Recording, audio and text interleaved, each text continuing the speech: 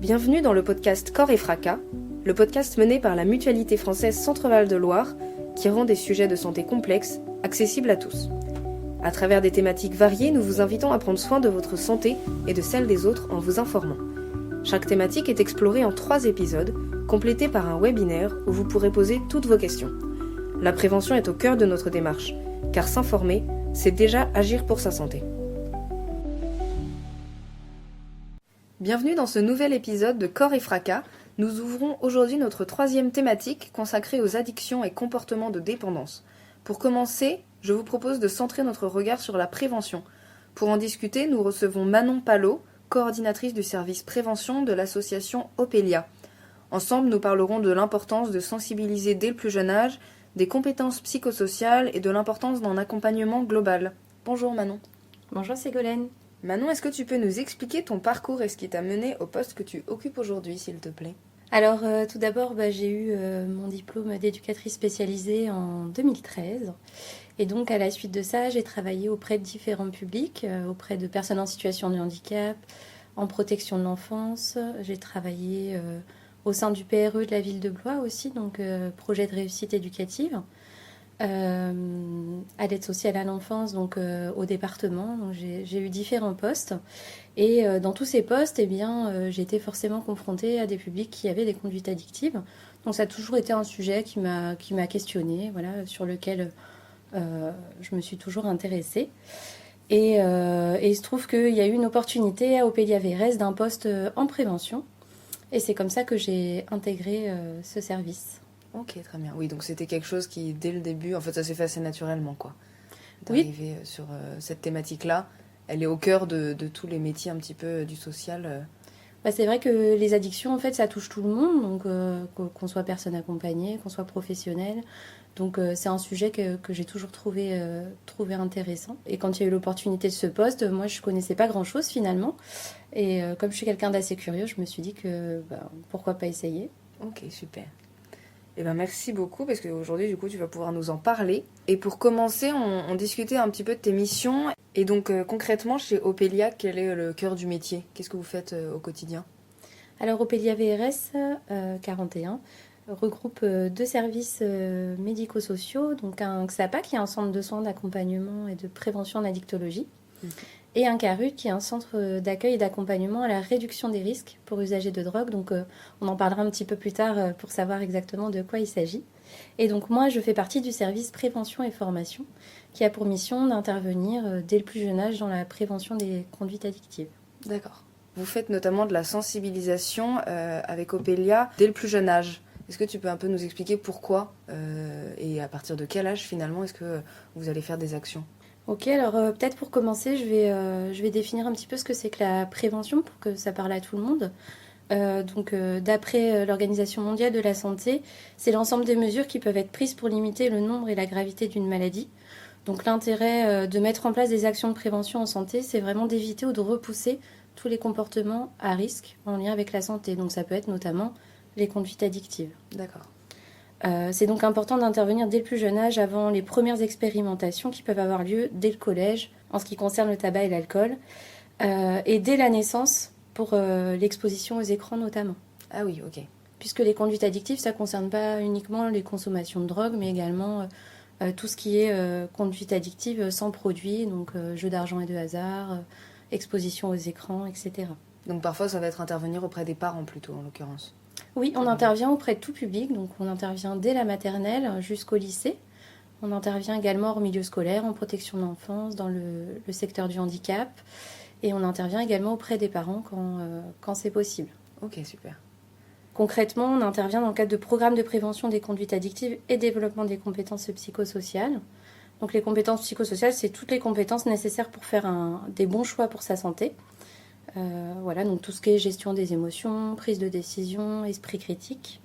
Et il peut y avoir notamment la notion d'empathie, puisque si on a de l'empathie pour les autres, on va essayer de comprendre un petit peu les émotions des autres, ce qu'ils ressentent, etc. On va être plus tolérant. Ça peut améliorer le vivre ensemble. Donc c'est vraiment une des compétences qui est importante de développer chez nos enfants. Et ça, c'est pas quelque chose qui vient naturellement. On n'est pas avec de l'empathie ou pas d'empathie. Alors, ça va dépendre, en fait, le développement des compétences psychosociales, il va aussi être lié à l'environnement dans lequel on grandit. Si on a des parents qui sont déjà très empathiques et qui apprennent à l'enfant à être empathique, ils auront plus de facilité aussi dans le milieu scolaire à être empathique. Si c'est quelque chose qui n'est pas dans l'environnement familial, en effet, c'est quelque chose qui peut s'apprendre. D'accord, ok. Il faut savoir que les compétences psychosociales, on les développe tout au long de notre vie. Tout ne se joue pas à l'enfance. Par exemple, la gestion des émotions, on sait qu'à l'enfance, c'est difficile la gestion des émotions. Donc plus on va grandir, plus on va trouver des stratégies pour gérer nos émotions. En tout cas, ça peut varier en fonction d'une situation. On arrivera à gérer notre émotion en face d'une autre, on n'y arrivera pas. Donc c'est vraiment quelque chose de fluctuant. D'accord. Et donc ces compétences psychosociales, type l'empathie, peuvent avoir un impact sur le développement de comportements addictifs. Alors, toutes les compétences psychosociales, que ce soit l'empathie, la gestion des émotions, peuvent avoir un effet, en effet, sur les conduites addictives, puisque si on se sent exclu, par exemple, si on a du mal à gérer sa colère, parfois une consommation peut venir apaiser, en tout cas, un mal-être. Et donc, si on développe mal nos compétences, on a plus de risques d'aller vers une conduite addictive, ce qui ne veut pas dire que ce sera forcément le cas. Oui, ok. Oui, donc de l'importance, effectivement, de développer ses compétences. C'est rigolo, parce que c'est un terme qu'on n'utilise pas trop au quotidien, on ne connaît pas tant que ça. Mais en fait, c'est au cœur de l'humanité de chacun, quoi. On en a tous besoin et on n'en parle pas tant que ça. Pour répondre à ta question, comment on s'y prend concrètement, donc pour qu'un programme de prévention en fait soit efficace, il faut qu'il se base sur des données probantes et qualitatives. Donc ça veut dire sur des évaluations scientifiques en fait qui vont montrer que développer par exemple l'empathie, il faut le faire de telle ou telle manière en utilisant tel ou tel outil. Donc on s'appuie vraiment là-dessus pour pouvoir développer les compétences des enfants, adolescents et adultes. Et il y a aussi quelque chose de très important, c'est que dans l'animation qu'on propose, on va être sur de l'approche expérientielle, donc vraiment pouvoir être en mouvement en fait. On n'est pas sur quelque chose de descendant, on est vraiment sur des séances qui sont très participatives, où les élèves vont pouvoir tester des choses sur des mises en situation, sur des jeux, des activités ludiques. D'accord, donc c'est de la prévention aux conduites addictives par le développement des compétences psychosociales, par différents exercices que tu décris là. Exactement, en fait quand je parle de programme, c'est qu'on sait que c'est par la répétition aussi qu'on apprend, et donc on fait des programmes de minimum 6 séances. D'accord, ok. Avec un minimum de 6 séances où on va former par exemple l'enseignant qui va co-animer avec nous, où l'élève disposera d'un livret, l'intervenant aussi. Donc c'est vraiment des choses qui sont créées à l'avance et qui peuvent être répétées plusieurs années de suite. Et alors les actions de prévention, comme vous les mettez en place aujourd'hui, est-ce que ça s'est toujours déroulé comme ça ? Alors il y a eu une évolution quand même sur l'approche qu'on peut proposer en tant qu'animateur de prévention. Il y a quelques années en arrière, une dizaine d'années en arrière, on était encore sur la prévention par la peur et une animation plutôt descendante, c'est-à-dire que les intervenants venaient sur une action d'une heure et passaient de l'information aux jeunes. Les interventions, donc elles étaient ponctuelles et elles ne permettaient pas au public vraiment de pouvoir s'approprier en fait les informations, puisque quand quelqu'un intervient sur une heure sur quelque chose de descendant, on n'a pas très très envie de l'écouter. C'est pour ça qu'aujourd'hui on est sur de la répétition avec des programmes de prévention. L'idée c'est vraiment de s'appuyer, comme je l'ai dit tout à l'heure, sur une approche expérientielle et ludique et de favoriser vraiment une éducation préventive, d'être dans de l'éducation et non dans quelque chose de négatif.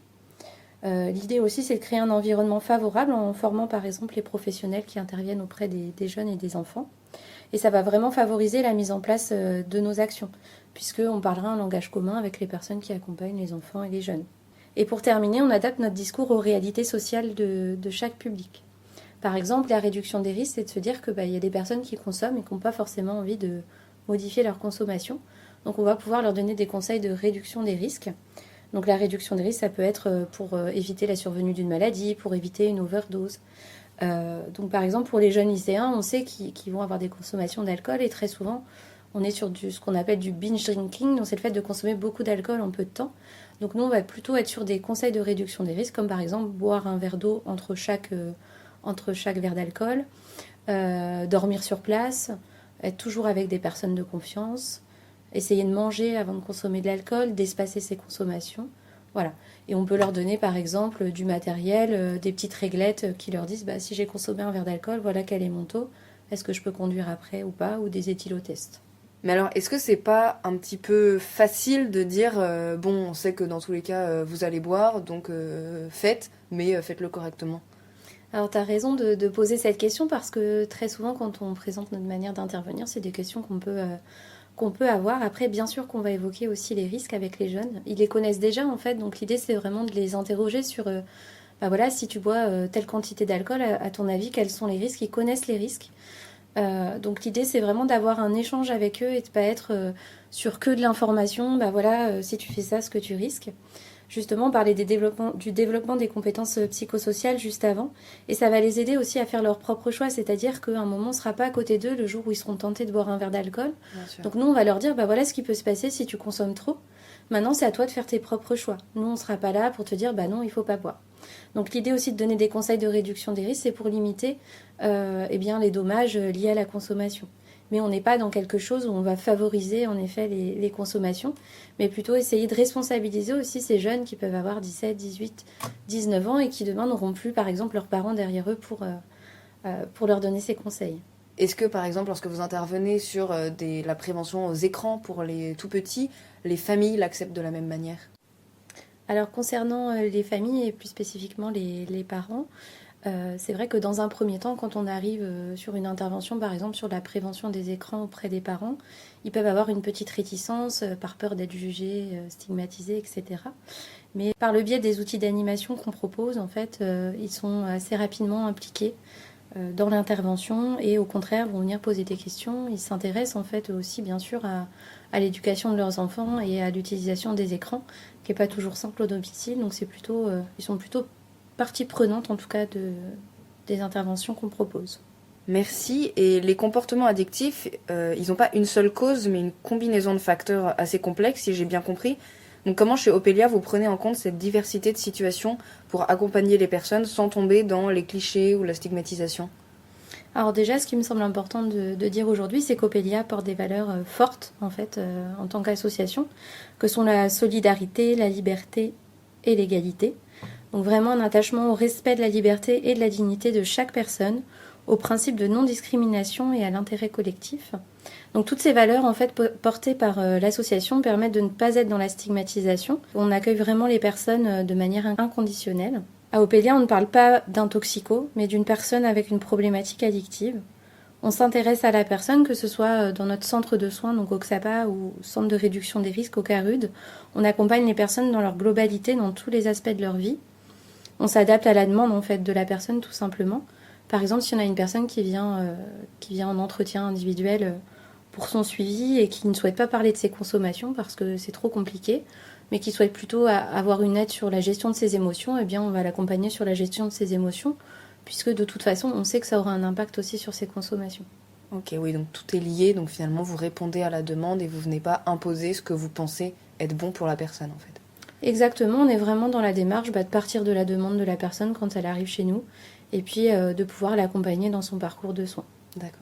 Très belle valeur. Et alors justement, on parle de clichés, de stéréotypes. C'est quoi aujourd'hui les idées reçues les plus tenaces qu'on a autour des addictions et pourquoi c'est si important justement de les déconstruire? Alors les stéréotypes les plus tenaces autour des addictions sont par exemple de penser que la toxicomanie concerne uniquement les personnes qui consomment des drogues comme l'héroïne, le crack, donc des drogues qui peuvent faire un petit peu peur.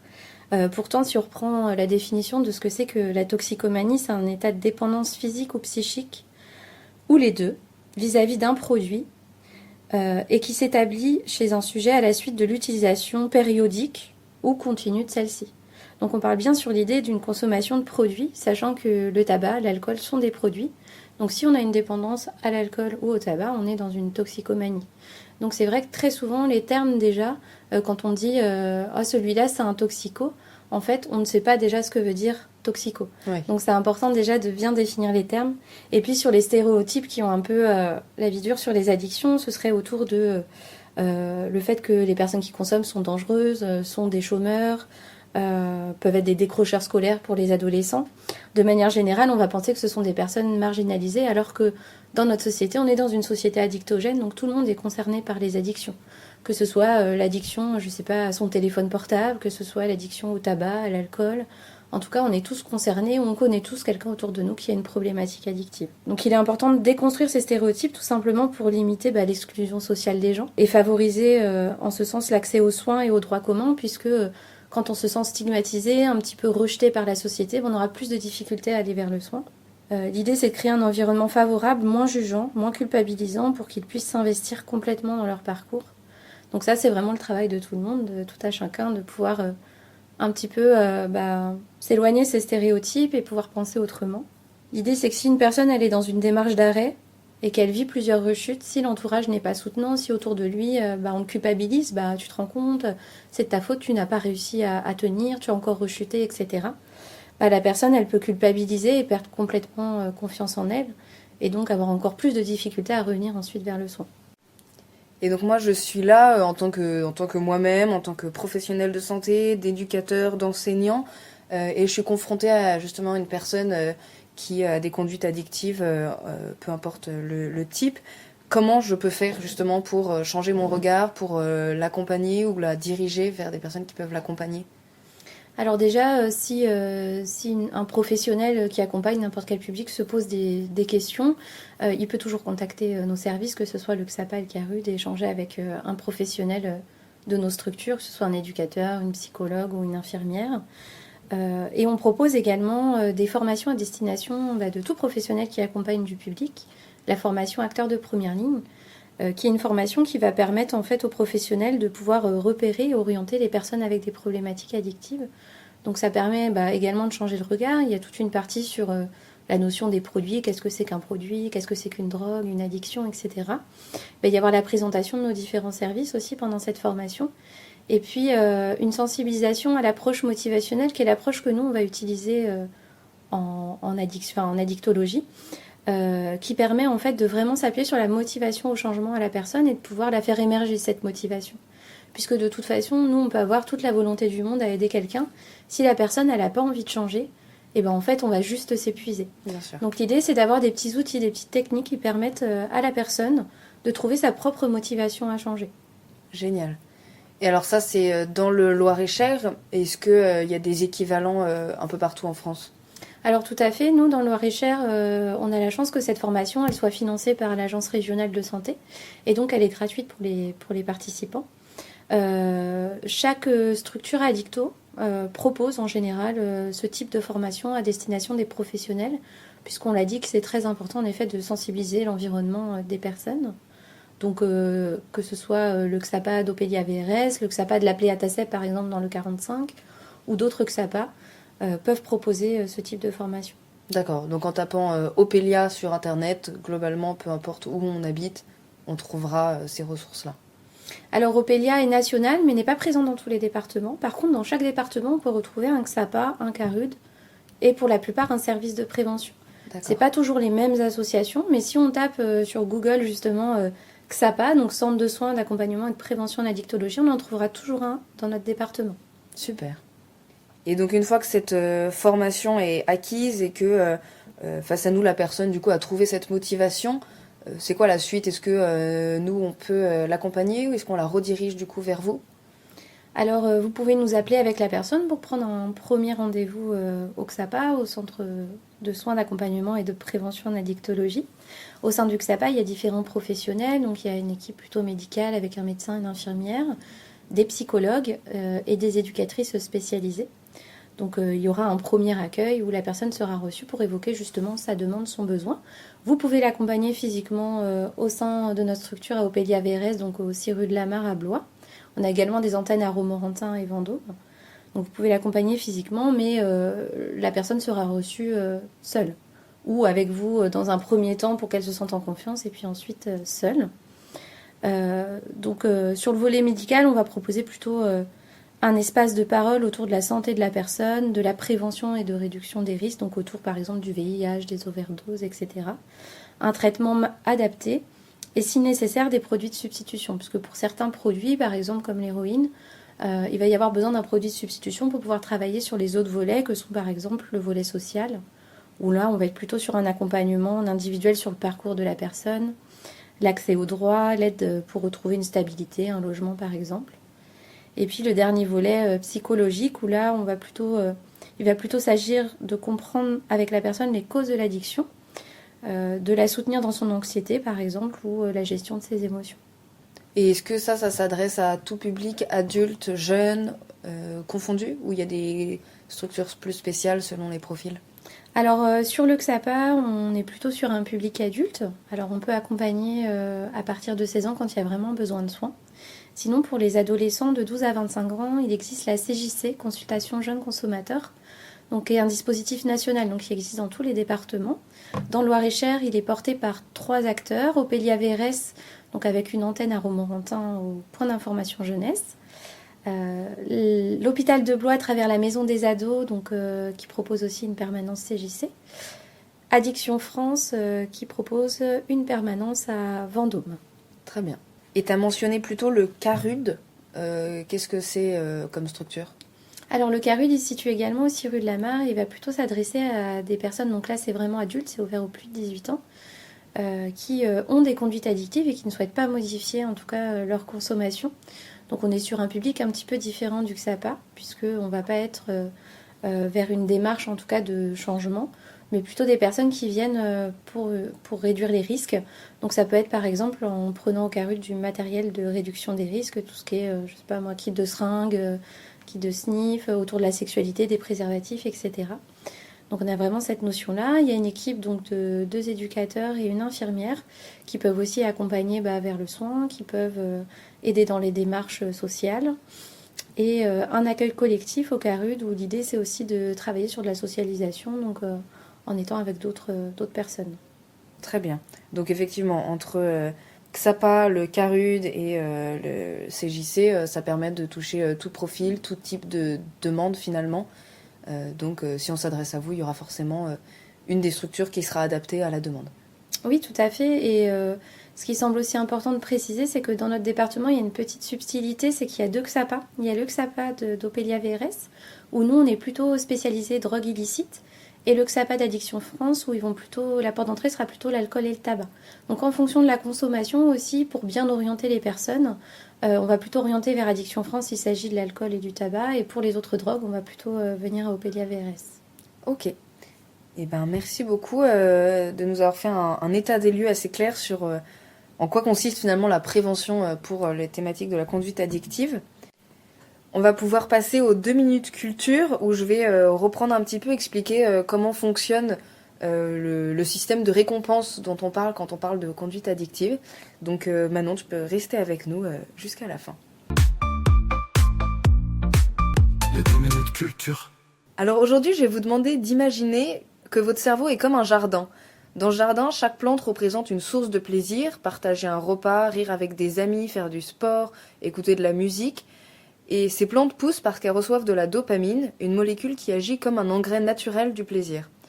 Mais voilà, certaines substances ou comportements, comme l'alcool, le tabac, les jeux ou les écrans, c'est comme une plante envahissante.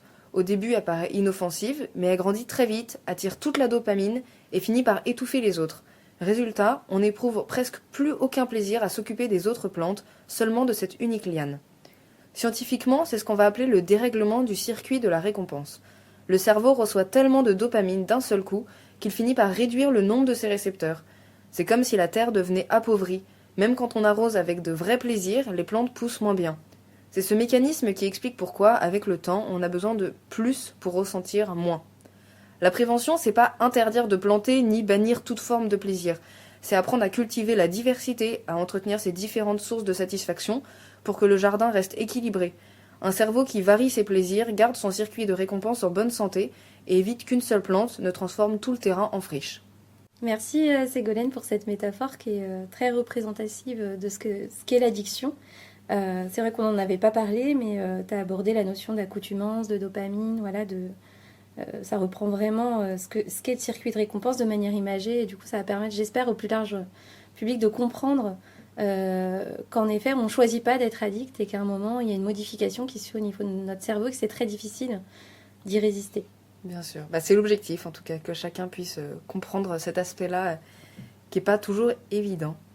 Merci beaucoup Manon pour cet échange très complet. Merci à toi Ségolène de m'avoir reçue aujourd'hui.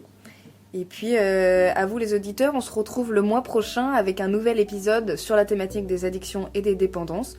Vous pouvez dès maintenant nous envoyer vos questions à contact@murek.fr ou sur nos réseaux sociaux, Facebook, LinkedIn et Blue Sky. Toutes les infos sont dans la description de l'épisode. Abonnez-vous pour ne rien manquer et surtout parlez du podcast autour de vous. Ensemble, faisons circuler l'info et la parole. À bientôt!